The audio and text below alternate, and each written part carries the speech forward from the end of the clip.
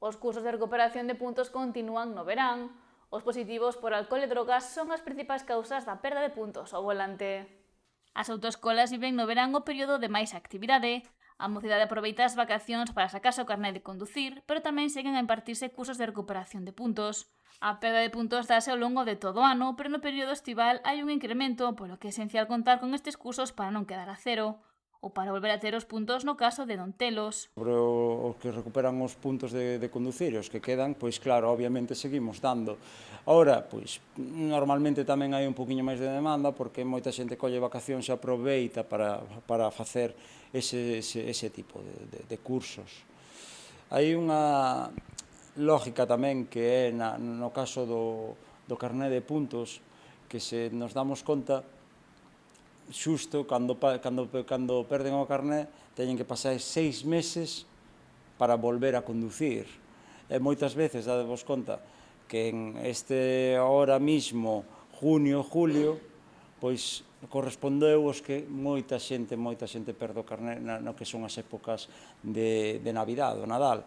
E claro, ahora xusto pasan os 6, 7 meses e ahora é cando veñen moitos dos que perderon o carné nesa época. O máis habitual é perder puntos por dar positivo en alcohol e tamén por superar o límite de velocidade. Sobre todo a alcoholemia. A alcoholemia é cada vez máis as drogas, porque cada vez van máis controles de drogas. De feito, agora hai unha campaña sobre alcohol e drogas.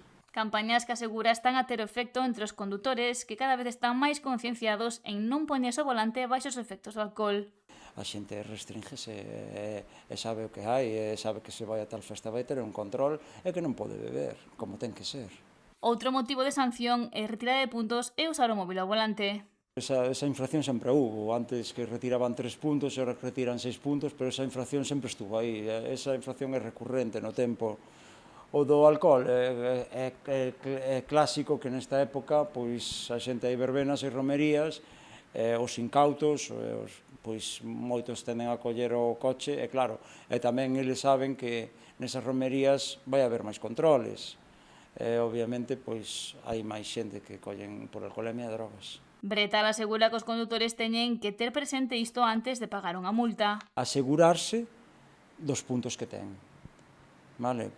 No caso, imaginémonos que calquera de vos tuvera 4 puntos, claro, e métenlle unha multa de 4 puntos, vale? Os puntos non cho sacan hasta que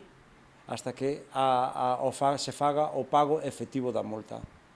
Vale? O que debería facer esa persona é vir a un curso de recuperación de puntos, recuperaría 4 puntos, pasaría a 8 puntos e despois paga a multa. Se non fixera desa forma, o que conseguiría é quedar a 0 puntos. E se queda a 0 puntos, queda 6 meses en carné. Xa que afirma que cun curso de 10 horas recuperaríanse puntos e non se perdería o carné no caso de ter unha multa e a eliminación de puntos. Neste caso, o condutor que se queda a 0 deberá estar 6 meses en carné e logo realizar un exame e aprobalo para poder conducir de novo.